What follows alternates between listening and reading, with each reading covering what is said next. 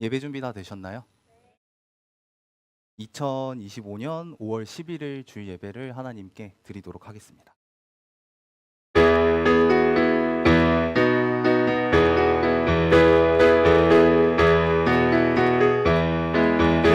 예수님은 누구신가? 우는 자의 위로와 없는 자의 풍성이며 천한 자의 높음과 잡힌 자의 노임 되고 우리 기쁨 되시네.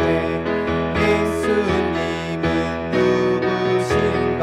약한 자의 강함과 눈먼 자의 빛이시며 병든 자의 고침과 죽은 자의 부활 되고 우리 생명 되시네.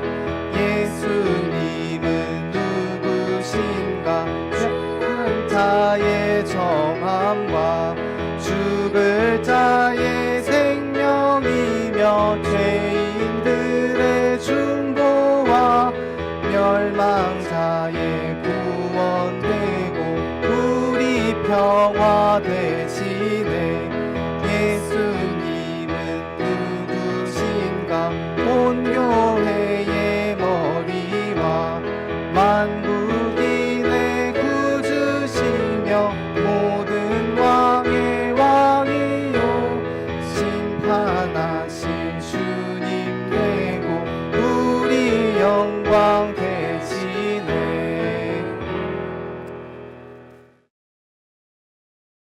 하나님 아버지, 무리들은 바라바 옆에 선 예수님을 십자가에 못 박으라 목이 터져라 외칩니다. 재판하는 총독마저 이자는 잘못한 것이 없다며 민중들을 제어하려 하나 소용이 없었습니다. 총독은 결국 바라바를 풀어주고 예수님을 십자가에 못 박으라 말합니다. 바라바와 예수님 둘 중에 한 사람에게만 사형이 집행이 됩니다. 아마 사면에 대해 듣기는 해봤으나 사면의 대상이 본인이 될 것이라곤 바라바는 생각을 못했을 겁니다. 탈출이 아니고서야 사형받을 죄인에게 살 방법이 없는데 바라바는 이 유일하게 살 수 있는 방법을 통해 죽음을 면하고 싶었겠지요.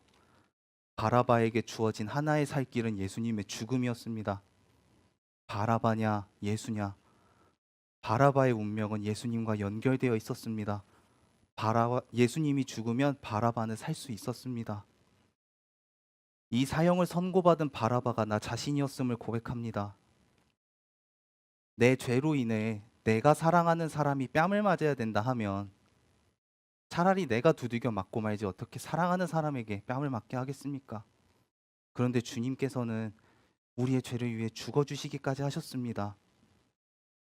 저희는 이 감당할 수 없는 이 큰 사랑을 알고 경험하며 더 깊이 체험하길 원합니다. 오늘도 이 사랑으로 충만한 하루가 되기를 소망하며 이 모든 기도 예수님의 이름으로 기도드렸습니다. 아멘. 안녕하세요.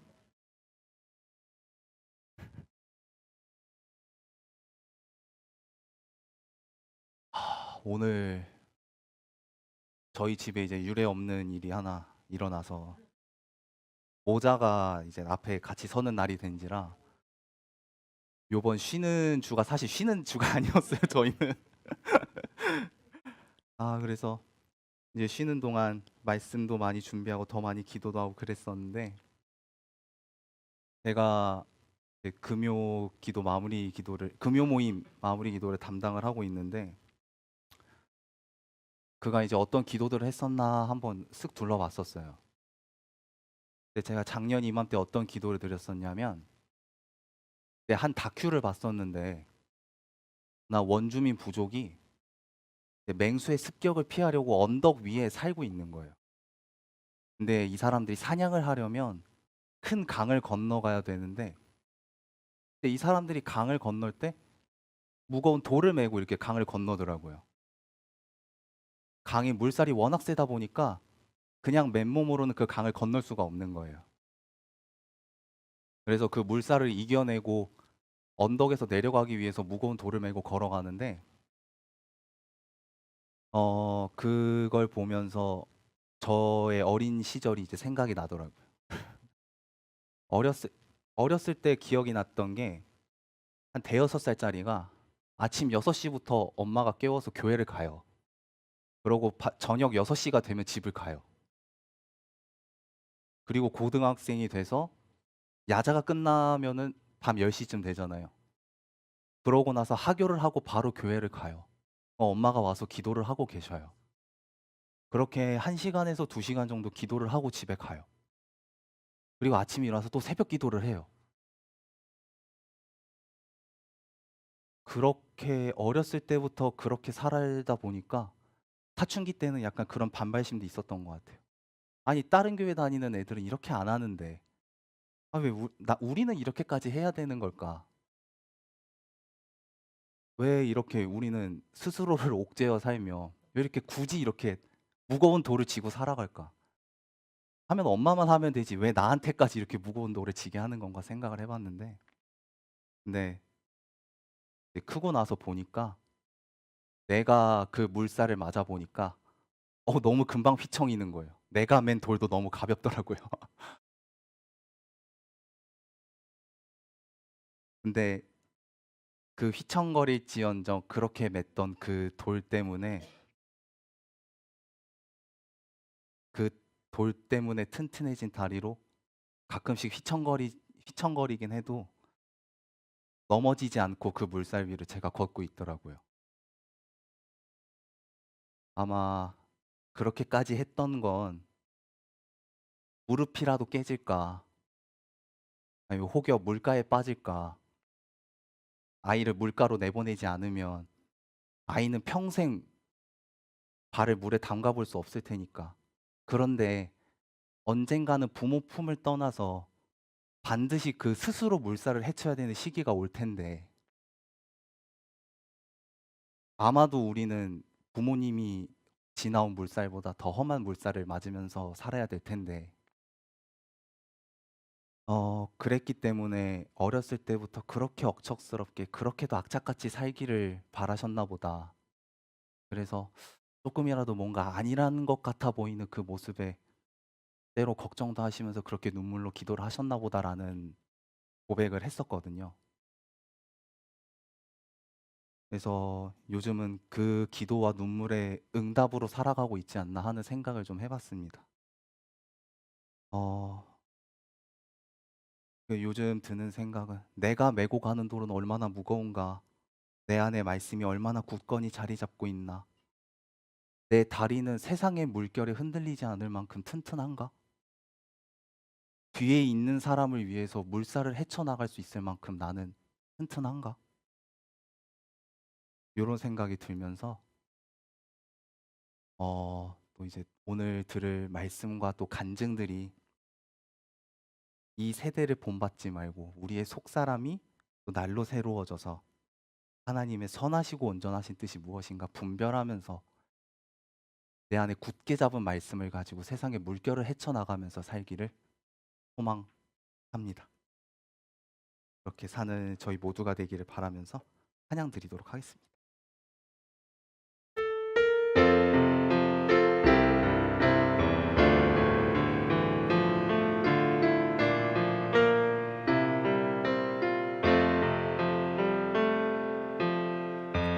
날마다 너의 삶에 주의 축복 넘치리 주가 널 지키시며 너를 인도하시리 너는 하나님의 사랑 너는 축복의 사람 언제나 어디서나 주의 축복 넘치리 한 번 더 부르실게요. 날마다 너의 삶에 주의 축복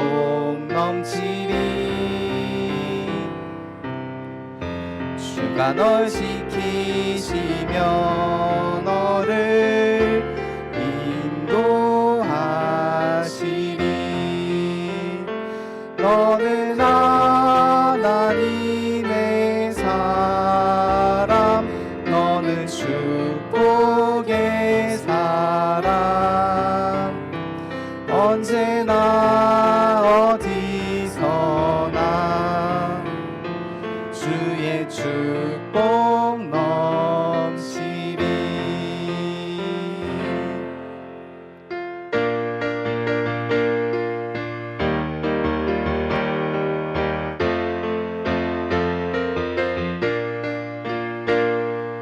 금과 은 나 없어도 내게 있는 건 내게 주니. 곧 나사렛 예수 이름으로 일어나 걸으라. 그는 걸었네 뛰었네 찬양했네. 그는 걸었네 뛰었네 찬양했네. 곧 나사렛 예수 이름으로 일어나 걸으라. 한 번 더 하실게요. 금과 은 나 없어도 내게 있는 건 내게 주니. 곧 나사렛 예수 이름으로 일어나 걸으라. 그는 걸었네 뛰었네 찬양했네. 그는 걸었네 뛰었네 찬양했네. 곧 나사렛 예수 이름으로 일어나 걸으라.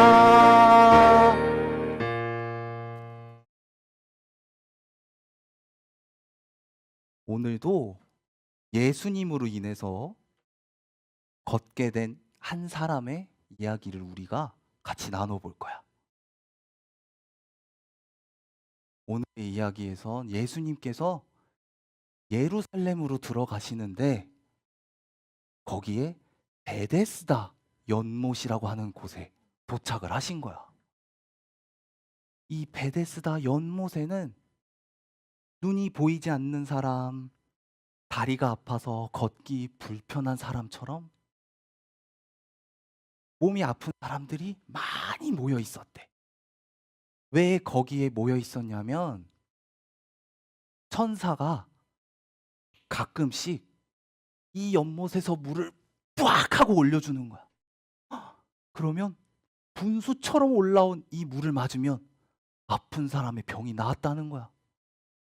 그래서 언제 올라올지 모르는 이 물을 맞으러 아픈 사람들이 베데스다 연못에 모여 있었고, 이곳에는 무려 38년 동안 중풍병이란 병에 걸려서 누워서 아무것도 하지 못하는 사람도 그 베데스다 연못에 있었다는 거야. 예수님께서 베데스다 연못에 도착하시고 그 중풍병자를, 누워서 아무것도 못하는 그 사람을 보신 거야. 이미 이 사람이 오랫동안 병에 걸려서 가만히 있는 걸 보시고 긍휼히 여기시고 불쌍히 여기셔서 네가 낫고자 하느냐, 낫길 원하니 하고 물어보셨어. 근데 이 사람은 가만히 누워서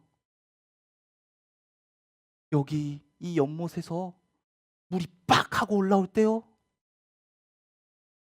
저는 누워 있으니까 못 움직이니까 저를 저기까지 데려다 주는 사람이 없더라고요. 그래서 저는 그걸 지켜보기만 했어요. 라고 얘기하는 거야. 베데스다 연못엔 아마 병을 잘 고치는 의사한테도 가보고 좋은 약도 먹어봤지만 병이 낫지 않아서 도저히 방법이 없어서 요 가끔 올라오는 물이라도 맞고 싶은 도저히 방법을 찾지 못한 사람들이 모였을 거야. 눈이 안 보이는 사람은 어땠을까? 아마 지팡이를 들고 물이 팍 하고 터지잖아. 그러면 이렇게 지팡이 휘두르면서 야이씨 다 비켜 내가 갈라니까 이러면서 자기가 먼저 가려고 했을 거야. 걷기 불편한 사람은 어땠을까? 우리가 달리기 시합하면 빵 소리랑 함께 출발하려고 준비하지. 아마 걷기 불편한 사람은 물이 올라오는 곳 근처에서 나오기만 해봐 내가 들어갈라니까 하고 준비했을 거야. 자기가 먼저 나아야지 다른 사람한테 어떻게 양보하겠어. 나도 많이 아프. 그래서 그 중풍병자는 낫는 사람들을 지켜보면서 부러워했을 것 같아. 예수님께서 그 마음을 아시고 누워있는 중풍병자에게 일어나서 자리를 들고 걸어가라 말씀하셨어. 그랬는데 가만히 누워있던 이 사람이 일어나지는 거야. 저번에 안진뱅이처럼 이렇게 누워있다가 이렇게 누워있다가 다리에 힘이 생겨서 오라 내가 일어나지네 걷네 하면서 아마 신나서 뛰어다녔을 거야. 그때 베데스다 연못에 있던 다른 병자들이 제가 일어나졌어요. 제가 지금 걷고 있어요 하니까 그 연못에 있던 다른 사람들이 야 뭐야 저 사람은 물에 안 맞았는데도 걷네? 야 이거 어떻게 된 거야? 당신 누워만 있었잖아. 어떻게 된 거예요? 하고 궁금해서 모였을 거야. 그때 이 고침받은 사람은 아니 글쎄 어떤 한 선생님이 나타나서 저를 고쳐주셨는데 뭐야 어디 가셨지? 예수님께서는 이 사람을 고쳐주시고 사람들이 바글바글 모여드니까 얼른 자리를 피하셨었대. 그러고 나서 시간이 지난 뒤에 성전에서 이 고침받은 사람과 예수님이 다시 만난 거야. 근데 예수님이 어머 안녕 잘 지냈니? 얘 걸으니까 보기 좋다 이러신 게 아니라 네가 나았으니까 더 심한 것이 생기지 않게 다시는 죄를 범하지 말라 얘기하셨어. 그리고 그 사람은 나를 고쳐주신 분이 예수님이시구나 라는 걸 알게 됐대. 근데 예수님께서는 아니, 오랜만에 만났는데 어머 오랜만이다. 우리는 3주 만에 만났지. 근데 그 병자는 얼마나 기뻤겠어. 근데 막 기뻐서 그때 너무 감사했어요. 아유 뭘 잘 지내니 너무 보기 좋다 얘 이러시지 않고 죄 범하지 말라 하셨을까? 누군가를 미워하고 막 싸우고 질투하고 싫어하는